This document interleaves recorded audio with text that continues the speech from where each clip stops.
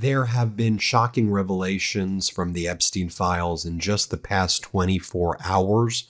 And then you had Kash Patel in Milan partying it up with the gold-winning Olympic hockey team from the United States. He was chugging beers.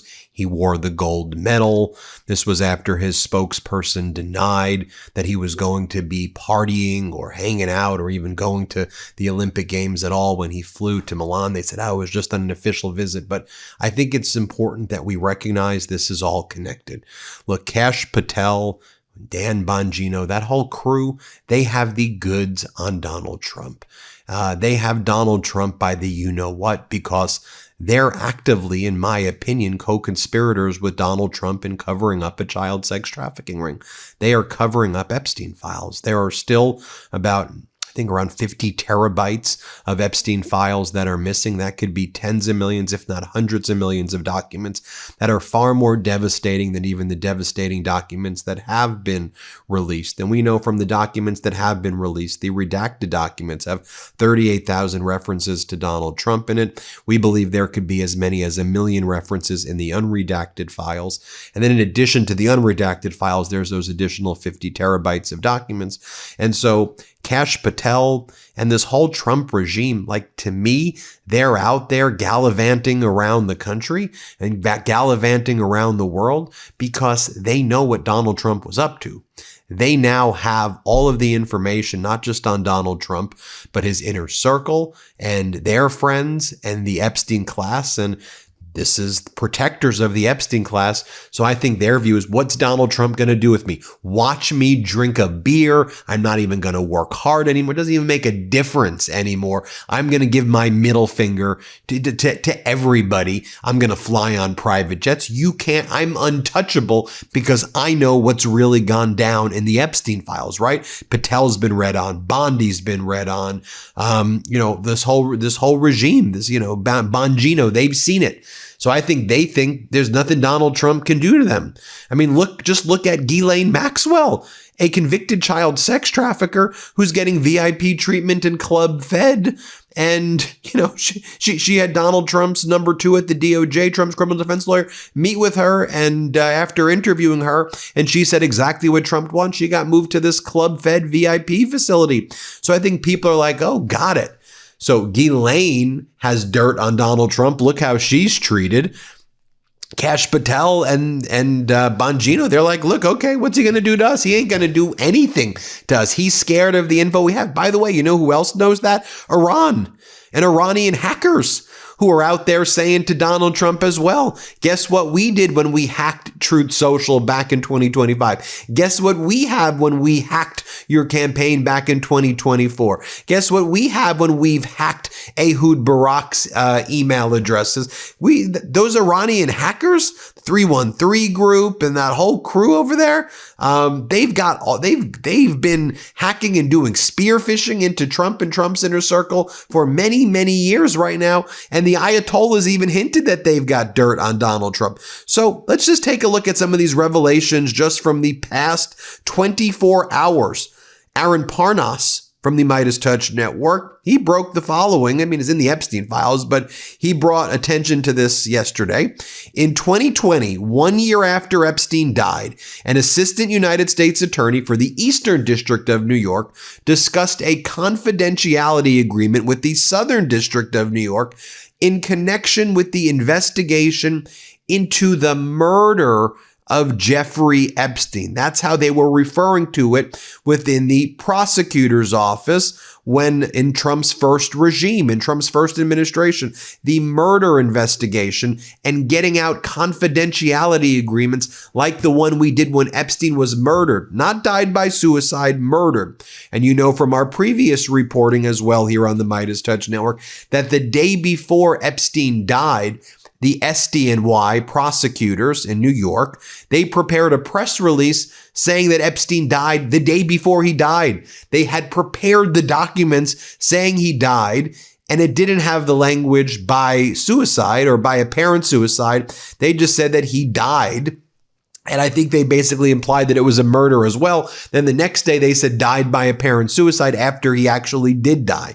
Let's just take a look at this email. It's dated June 11th, 2020, and it's from the prosecutors to each other, from Eastern District of New York prosecutors to Southern District of New York prosecutors. I'm an AUSA, an assistant United States attorney in Eastern District of New York, and I'm working on an investigation into the death of an inmate at Brooklyn MDC, Metro Detention Center. The OCME told me that it signed a confidentiality agreement in connection with the investigation into the murder of Jeffrey Epstein. We were hoping to extend a similar agreement, and I wanted to see if you could share the agreement or boilerplate version of it. I'm happy to speak over the phone if that's easier. Meiselas, in other words, let's not put any more of this on email. OCME, the Office of Chief Medical Examiner, signed a confidentiality. Isn't there already HIPAA and privacy rules? Why would they need to separately sign a confidentiality order into the murder, is what the prosecutors use the word. Jeffrey Epstein. That was in the past 24 hours. That story broke. Connor Stringer writes, huge story this evening. This is from The Telegraph. Great reporting from The Telegraph. Jeffrey Epstein paid private detectives to remove equipment from his home and store them in secret storage units across the U.S. Search warrants reviewed by The Telegraph suggest U.S. authorities never raided the lockers, raising the possibility they may contain unseen evidence relating to Epstein and his associates. Epstein hid computers and photographs from the United States authorities in secret storage lockers, The Telegraph can reveal. Documents uncovered by this newspaper show the pedo paid private detectives to remove equipment from his Florida home in an apparent attempt to prevent investigators from finding it. The documents also show that he rented 6 storage units across the U.S. and used them to house items from his properties, including computers from his private Caribbean island. He leased at least 1 unit from 2003 when he was part of a Florida social set that included Donald Trump. Then they show credit card receipts obtained by The Telegraph, show regular storage payments continuing until 29, the year of his death. The search warrants reviewed by The Telegraph suggest that U.S. authorities never raided these lockers, raising the possibility that they may contain unseen evidence relating to Epstein and his associates. The documents The Telegraph unearthed show that he instructed his private detectives to do this. He discussed moving computers and CDs from his private island in the U.S. Virgin Island, from West Palm Beach, from New York, and he was apparently hiding this from the government, and he was hiding this from prosecutors and from investigators who, by the way, doing basic investigative work could have been able to find this. So big story there. And then, the MeidasTouch network reported over this past weekend, and others did as well, that Ghislaine Maxwell this is the part that we reported that I think is important. She's pretending that she's unable to secure a personal lawyer for herself in connection with the criminal case where she was already convicted of child sex trafficking, and she's done with her appeals. She already lost at the Supreme Court, so she's done appealing. She's now filing what's called a habeas petition, which any prisoner can file, just saying they've discovered some new evidence, extraordinary circumstances exist, so that she should be released from prison. And she says, this new information involves some of the stuff that she's seen in the files. She has the audacity to say the files vindicate her. She goes, now that I've seen the files, they vindicate me because it shows, she argues, she's a sicko. She's a sicko pedo. She says it vindicates her because it shows that no minors were involved, that the survivors lied about being minors, she said. The hell are you talking about, you sicko pedo? That's what she says. But anyway, she pretends she can't have a lawyer, but then her lawyers, in a civil case that's been closed, regarding Virginia Giuffre suing Ghislaine back in 2015. And we know Virginia Giuffre died by suicide about a year ago or so. That Virginia in 2015, Giuffre sued Ghislaine. And in that case, Maxwell has hired lawyers to try to block 90,000 documents from coming out that are still being blocked in the Epstein files. And she's saying her privacy concerns are at stake and that this is Rule 6E grand jury material. And she's saying that that these depositions should never come to light because it involves sexual things involving her. Well, you're a child sex trafficker, so I don't care if this embarrasses you. I care about the survivors, you sicko. So there's there's that revelation that come out. But then she's telling the federal judge in the criminal case that she can't find a lawyer, so she needs to delay things there. But she has a lawyer in the old civil case, and she had a lawyer at the House oversight deposition where she invoked the Fifth Amendment all of those times, right? All right, quick confession. Before Tavala entered my life, I often had a moment of panic when I had to figure out what I was doing for dinner after a long day. I'm talking about that moment at like 7:15 where you realize you forgot to defrost anything, so now you're panic ordering $47 takeout or eating cereal like a college freshman. With our next sponsor, you can finally avoid the daily what's for dinner spiral once and for all. This podcast is sponsored by Tavala. Tavala is a smart meal delivery service, fresh meals, and a smart oven that does the cooking for you. MeidasTouch listeners can get a Tavala smart oven for just $49 plus free shipping when you order meals 6+ times. Just go to tavala.com/Meidas and use my code Meidas. That's MEIDAS. Tavala makes it so easy. You just scan the meal's QR code, pop it in the oven, and it cooks everything perfectly. Steams, bakes, broils automatically. No guesswork needed. The other night, I made herb roasted chicken with creamy pumpkin risotto in my Tavala, and it was incredible. Like it actually tasted homemade without me lifting a finger. Tavala feels like cooking in the future, except it's right now. Their meals are chef-crafted with real, fresh ingredients and honestly save me at least 45 minutes a night. It removes that mental load of figuring out dinner. And it's not just for their meals, I've used it for frozen stuff too. Scanned Eggo waffles, done. Cinnamon rolls, perfect. With Tavala, you can finally dinner better and remove dinner from your to-do list. For a limited time, because you are a MeidasTouch listener, you can get a Tavala smart oven for just $49 plus free shipping when you order meals 6+ times. Just go to tavala.com/Meidas and use my code Meidas. That's a $49 Tavala smart oven when you head to tavala.com/Meidas and use promo code Meidas. One last time, that's TOVALA.com, and make sure you use my promo code Meidas, MEIDAS. Remember, with Tavala, dinner is taken care of. So a few things I want to bring up here. So I think that Kash Patel, just look at him. He's mocking Donald Trump. In addition, how Donald Trump wears the gold medal, the fake gold medal. Kash Patel has, basically the real gold medal that isn't his, right? Donald Trump stole the Nobel Peace Prize from Machado.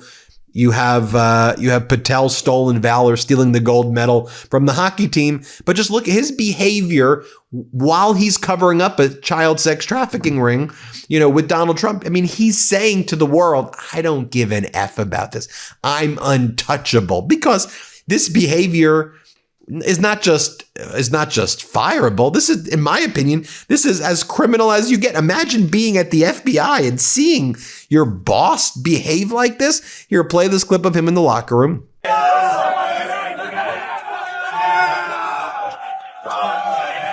Here's another clip that Ken Delanian posted.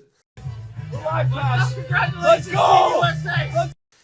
And look, you want to know what I think is in those lockers? You want to know what I think is in those lockers? I mean, look, say what you want, but Michael Wolff, who was potentially going to be Epstein's biographer. He was Donald Trump's biographer as well.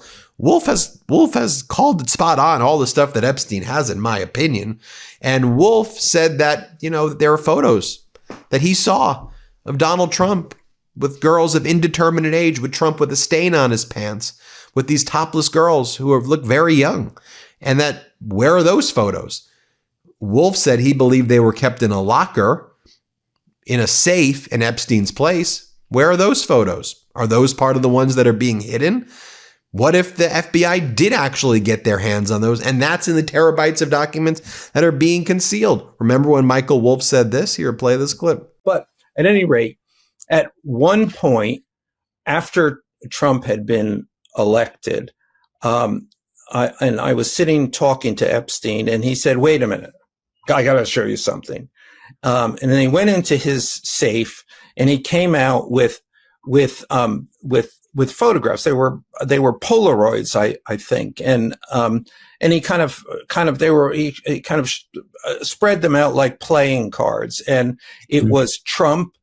I mean, I think there were a dozen of them, and it was Trump with girls of an uncertain age at Epstein's Palm Beach house, where all of the things that he would ultimately be accused of took place. And I remember very vividly 3 of them. There are 2 in which Trump is, the girls, topless girls, are sitting on Trump's lap.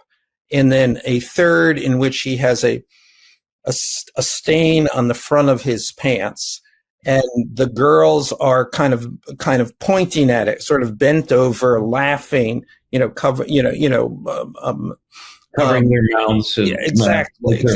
And pointing, 3 or 4 girls. And those are the ones I specifically remember. And my assumption is that they were in the safe, and I have seen them on other occasions take them out of the safe. And I think it's certainly not unlikely that they were in the safe when the FBI came in after his arrest and took everything from the house, including everything that was in the safe.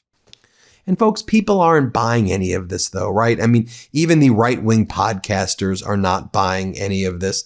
I mean, you have Andrew Scholl saying this. Here, play this clip. So now that we know that everybody from Trump, Patel, Bondi, Bongino, like everybody that was involved in this, this is just a hoax. We don't have anything. Like clearly lied. They're all on record saying versions of this, right? With the latest tranche, all of that is a lie. Yes. Right? Has it been proven effectively that is complete falsehood? What exactly is a falsehood? The statements that this is just a Democrat hoax and this is, I don't even know what that means. And then, by the way, when Kash Patel was on state regime media, he was asked by Bret Baier, any regrets on how you've handled these files? Any regrets at all, right? Any regrets? And here's what he says when he's asked if he has any regrets at all. Here, play this clip. Professionals involved. Bouncing around, the Epstein files, the last tranche, we're told, put out. Looking back since the beginning, and you've been a part of talking about this, and DOJ has obviously produced these elements. Do you have regrets about how it's been handled? Look, like any other hot topic issue, the American public and the world had a great interest in this. And what we did under President Trump's leadership is produce the most transparent DOJ and FBI in history. 3 other administrations had the opportunity to do this, and we produced everything we legally and lawfully could. We worked with our partners in Congress, we followed the statutes and the court orders, and we produced, 3 million some pages. So I think we got to the result in the right way. Could we have gotten there faster? I'm not really sure because of numerous court cases, multiple protective orders, multiple court sealings. And so now we've produced everything we can while protecting victims' rights and following the law. Do you think that it... And let's just take a listen to what this Missouri voter says about this all. Let's play it. He needs to be removed. Trump needs to be removed. And everybody that is kowtowed to him, Patel, Bondi, and all those people need to be removed and prosecuted for their crimes against the public. And the fact that he's taken all our medical money to finance ICE is totally ridiculous. It's sick. And finally, I think this is a major, thing as well. I mean, look, I don't like showing videos of Tucker Carlson, but when Tucker Carlson was interviewing Mike Huckabee, the United States ambassador to Israel, top official in the Trump regime, just watch this exchange. This is shocking stuff. Here, play this clip. Many questions for the Justice Department, like why are millions of Epstein files still classified? Why do you think that is? I have no idea. I haven't kept up with that. I've never met the man. I don't know him. You haven't kept up with the Epstein disclosure? I mean, only from a distance. I'm 6,000 miles away from D.C. these days, and I'm pretty sure that there's so much going on. The current president of Israel, who I know you know, President Herzog, know him very well, apparently was at Pedo Island. That's what it says in the disclosures. And of course, we know that the former prime minister, Ehud Barak, was living on and off at Epstein's house. So still living high-level Israeli officials are directly implicated in Epstein's life, if not his crime. So I would think that you'd be following this. Only I was not aware that there was any connection with President Herzog. I would be surprised to hear that. And I knew there was about the former prime minister, who apparently had a lot of dealings with Epstein. Business dealings. And by the way, I'm not alleging anything, but I mean, it's in the Epstein files. And I don't know that I've heard the current president of Israel respond to it, but he is listed as a visitor to Pedo Island. So that's kind of a big deal. I wonder, considering there are so many suggestions in the files, as I'm sure you know, of sexual abuse, and given that Jeffrey Epstein was a convicted sex offender, I wonder why the administration you work for would be holding millions of files, which I believe belong to the public, hidden for, quote, national security reasons. What would those national security reasons be, do you think? Honestly, I think you've probably got more access to the White House sometimes than I do. You should ask them. Well, but you're the government official representing that White House. In Israel. And I represent the U.S. in Israel to the Israeli government from the U.S. government. But honestly, nobody has presented that to us. Well, now we have a pretty dynamic situation here. I don't know if you know that or not, but there's a lot going on in this part of the world. And frankly, that has not been top line item. But you're surprised to hear that the current president of Israel, whom you know, is listed as a visitor to Pedo Island. Had never heard that. Never heard it even in the Israeli press. Are you going to ask him next time you see him? I'll be happy to. Talk to him almost every week. Really? Huckabee's claiming he doesn't know anything about this? I mean, come on, folks. Hit subscribe. Let's get to 6 million. Thanks for watching, everybody. Love this video? Support independent media and unlock exclusive content, ad-free videos, and custom emojis by becoming a paid member of our YouTube channel today. You can also gift memberships to others. Let's keep growing together.